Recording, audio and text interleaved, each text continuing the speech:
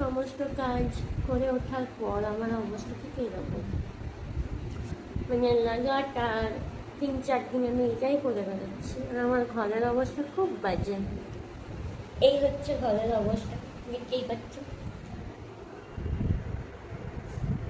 আমার লিটারালি এইগুলো ব্যথা করছে প্রচণ্ড বাজেভাবে। সবাইকে জানাই শুভ ষষ্ঠী শুভেচ্ছা, অভিনন্দন। জানি এটা সকালেই আমার জানানো উচিত ছিল, বাট আমি ফ্রি ছিলাম না। তো সেই জন্য আমার ভিডিওটা করা, সেটা হচ্ছে আমি তোমাকে কয়েকদিন আগে বলেছিলাম যে পুজো যেহেতু আসছে, তো সেই জন্য ভালো ভালো ব্লগ আসবে।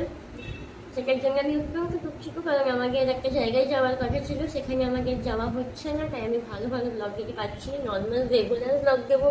আমি বাঁকুড়ায় আছি, বাঁকুড়াতেই থাকতে হবে, তো বাঁকুড়ায় থেকে আমি যেটুকু ব্লগ করবো আমি সেটাই দেবো।